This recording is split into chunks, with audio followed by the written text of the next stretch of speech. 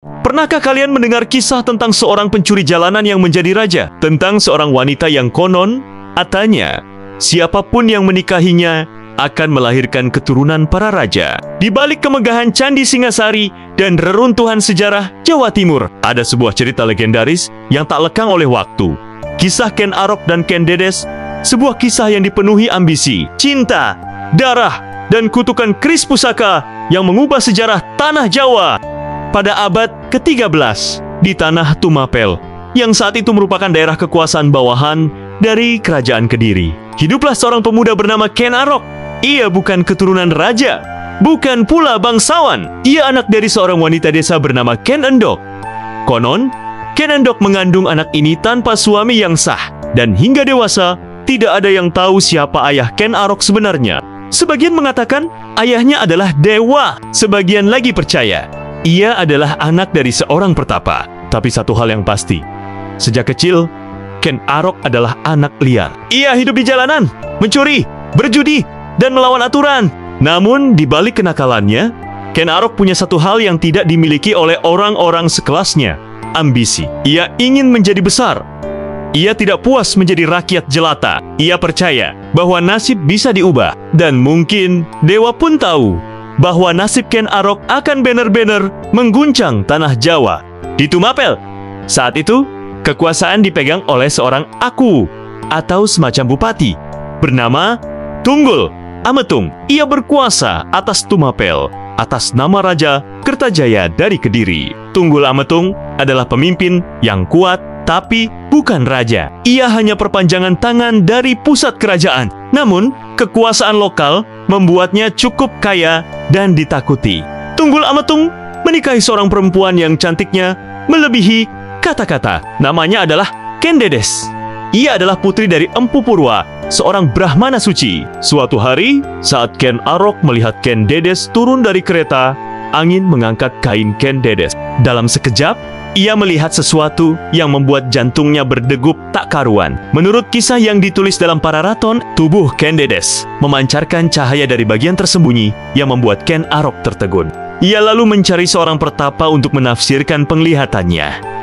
Sang pertapa berkata bahwa perempuan itu tidaklah biasa. Siapapun lelaki yang menikahinya akan menjadi raja dan menurunkan garis keturunan raja-raja besar. Di sanalah api ambisi Ken Arok benar-benar menyala. Ia tahu apa yang harus dilakukan: merebato Ken Dede, dan itu berarti membunuh Tunggul Ametung. Tapi Ken Arok bukan orang bodoh. Ia tak bisa begitu saja menikam pejabat tinggi. Ia butuh alat. Ia butuh senjata yang bukan sembarang senjata. Maka ia menemui seorang empu legendaris, Empu Gandring. Ia memesan keris sakti yang bisa membunuh siapapun yang disentuhnya. Empu Gandring membuatkan keris itu. Namun prosesnya belum selesai ketika Ken Arok mulai kehilangan kesabaran.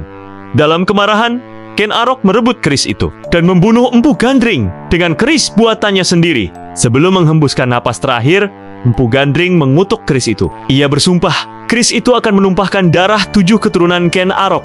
Kutukan itu akan berjalan pelan tapi pasti, menuntut balas atas pengkhianatan dan darah yang tumpah sebelum waktunya. Ken Arok lalu menjalankan rencananya. Ia meminjamkan keris itu kepada Kebo Ijo, seorang prajurit Tumapel yang sombong dan suka memamerkan senjatanya. Malam hari, Ken Arok menyelinap ke rumah Tunggul Ametung dan membunuhnya dengan keris itu. Semua orang menuduh Kebo Ijo karena keris itu miliknya. Ken Arok pun tampil sebagai pahlawan yang menangkap Kebo Ijo. Ia mendapat kepercayaan dari rakyat Tumapel dan tak lama setelah itu menikahi Ken Dedes. Dari situ, segalanya berubah. Ken Arok, si pencuri dari jalanan, kini menjadi penguasa Tumapel. Tapi ambisinya belum selesai. Ia ingin menjadi raja sejati, bukan hanya penguasa bawahan. Ia menantang kekuasaan Kediri. Dengan pasukan yang telah ia bangun, ia menyerang Raja Kertajaya. Dalam perang hebat yang kemudian dikenal sebagai Perang Ganter, pasukan Ken Arok berhasil mengalahkan Kediri. Dan disinilah, tahun 1222, berdirilah kerajaan baru, Kerajaan Singasari, dengan Ken Arok sebagai rajanya yang pertama. Ia menyebut dirinya Sri Rangga Rajasa Batara Amurwa Bumi, pendiri dinasti Rajasa yang kelak akan menurunkan roja-roja besar Majapahit. Namun kutukan keris itu belum selesai. Anak Ken Dedes dari Tunggul Ametung, yaitu Anusapati, tumbuh dalam istana. Ia tahu siapa ayah kandungnya. Ia tahu pula siapa yang membunuh ayahnya. Diam-diam, dendam tumbuh dalam hatinya. Dan pada waktunya, ia pun membalaskan dendam itu. Dengan keris yang sama, keris Empu Gandring, Anusapati membunuh Ken Arok. Siklus darah itu belum berakhir. Putra Ken Arok dari istri lain membunuh Anusapati. Dan darah terus mengalir, satu demi satu. Kutukan Empu Gandring benar-benar nyata. Ken Arok, Ken Dedes, keris Empu Gandring, semuanya bukan sekadar kisah sejarah, tapi simbol bagaimana kekuasaan, cinta, dan dendam bisa membentuk arah sebuah peradaban. Singasari kemudian berkembang di bawah roja-roja berikutnya, termasuk Raja Kertanegara yang terkenal ekspansionis, dan akhirnya memberi jalan bagi berdirinya Majapahit. Namun asal-usul semuanya kembali pada satu titik, seorang pemuda jalanan dengan mimpi besar dan keberanian melawan takdir. Ken Arok dan seorang perempuan yang sinar tubuhnya mengubah sejarah. Ken Dedes, jadi apa pendapat kalian? Apakah Ken Arok pahlawan atau penjahat? Apakah Ken Dedes memang ditakdirkan membawa garis raja? Atau hanya alat kekuasaan lelaki ambisius? Tulis pendapat kalian di kolom komentar. Jangan lupa like, share, dan subscribe untuk cerita sejarah lainnya yang tak kalah menggetarkan. Karena dari sejarah, kita belajar bahwa tak ada yang lebih abadi dari kekuasaan dan kutukannya. Sampai jumpa di kisah berikutnya. Salam sejarah dari kami, Bumi Lasura.